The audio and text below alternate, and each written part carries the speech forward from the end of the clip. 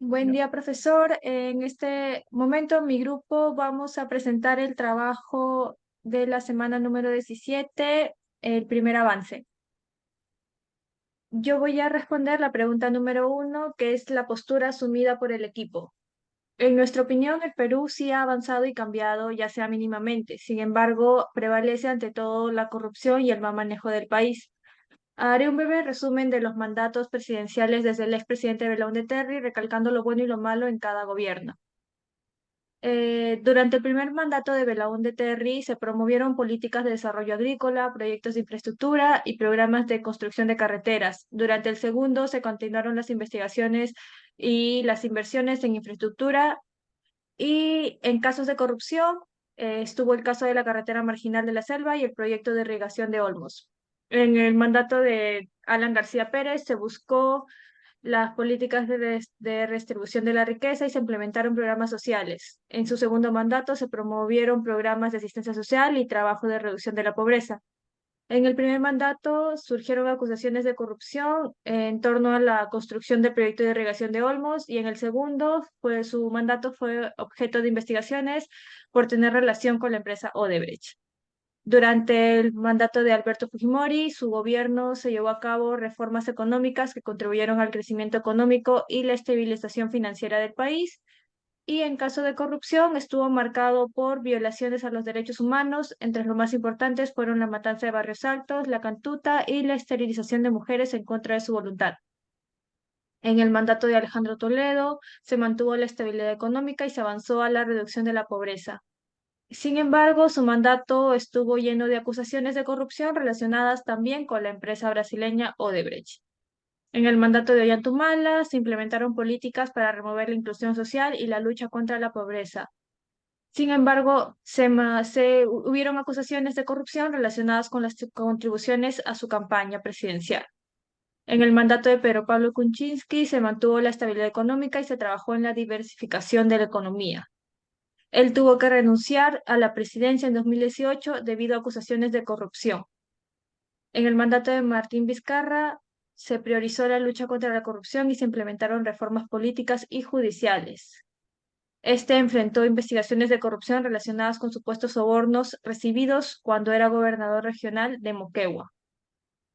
El mandato de Manuel Merino no se aprueba su legitimidad aún y estuvo lleno de violaciones de derechos humanos debido a las manifestaciones que hubo cuando subió a la presidencia. En el mandato de Francisco Sagasti no hubo acusaciones de corrupción y su mandato estuvo totalmente enfocado en el manejo de la pandemia.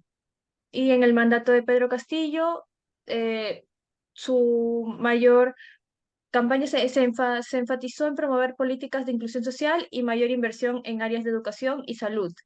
Sin embargo, tuvo muchas incongruencias en su gobierno, como la selección particular de funcionarios, las reuniones con familiares y el recibo excesivo de su despacho. Ahora le doy paso a mi siguiente compañero. Soy Percy Chuquilín y continuando con la segunda pregunta de cuáles son los autores consultados y cómo apoyan el desarrollo de tu ensayo, tenemos a Manuel Burga y Alberto Flores Galindo con La República Aristocrática. Este libro trata desde el apogeo de la dominación oligárquica hasta su crisis y en lo que impactará el anarquismo, el socialismo, el comunismo y el aprismo. También a Carlos Contreras con Marina Zuluaga con la historia mínima del Perú.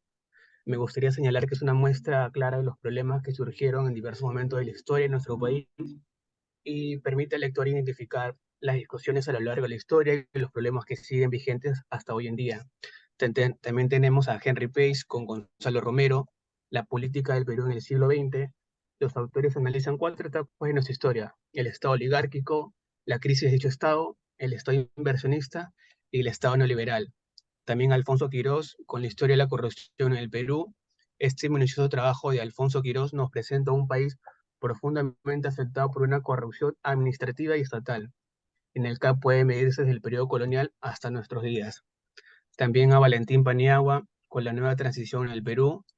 Valentín Paniagua y historia básica y fundamental al asociar la transición como un momento fundacional y constituyente que no solo buscaba iniciar un ciclo democrático, sino también la transformación del país.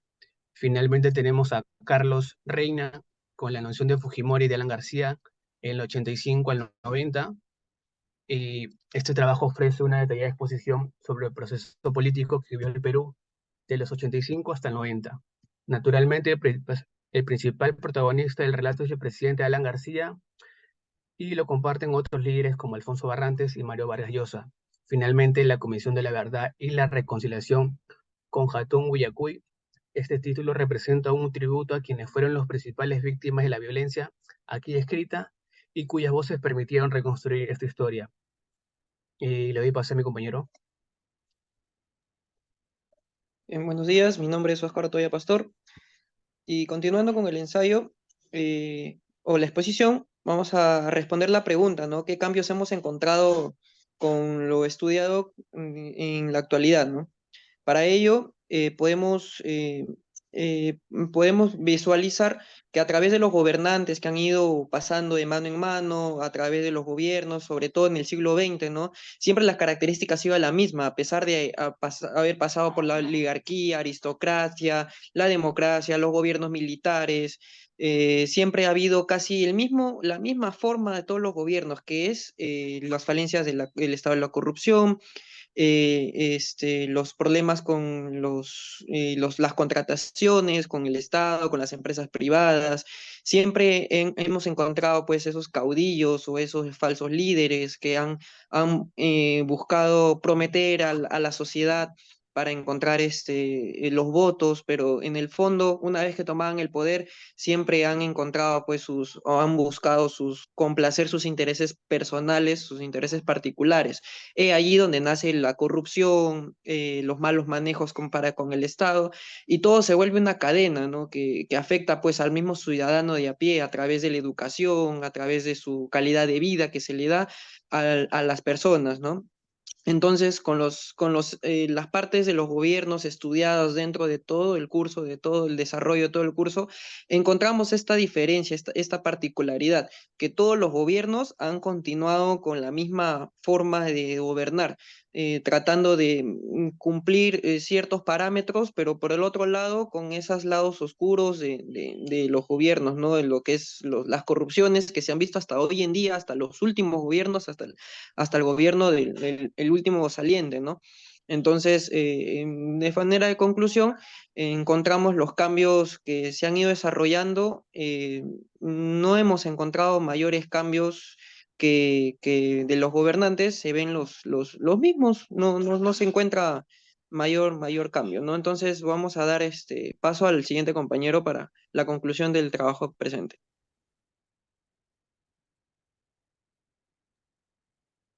Bien, bueno, para finalizar y respondiendo a la última interrogante acerca de las permanencias que hemos identificado en la actualidad, eh, vemos que, o considero que los principales problemas que están perjudicando a la sociedad y que vienen arrastrándose además de años atrás es la corrupción, ¿no? Así como la delincuencia, la discriminación, y de esta manera pues es como se evidencia la inseguridad en relación a nuestro entorno económico, al orden público.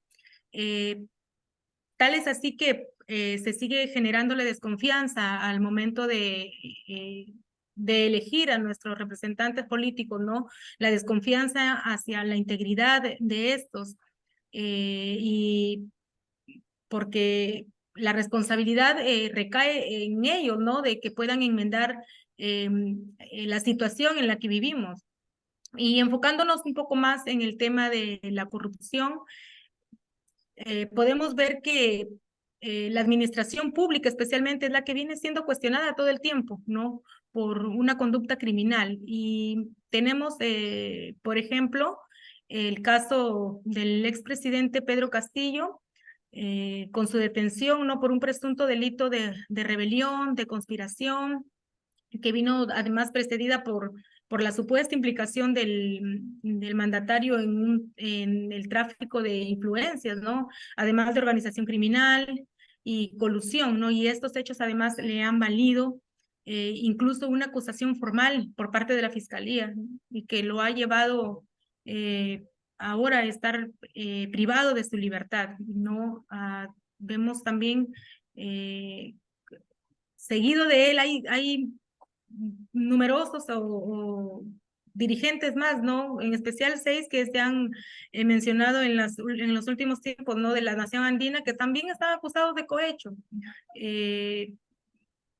A lo largo de las últimas 3 décadas, ¿no? Y sin embargo, pues la corrupción yo pienso que va mucho más allá de esto, ¿no? Y afecta de forma más directa a la ciudadanía, que cada vez se ve más incitada en ofrecer sobornos, ¿no? Que en numerosas ocasiones es por empleados públicos, ¿no? Y por los mismos agentes del orden de los que deberían garantizarnos la estabilidad del país, ¿no?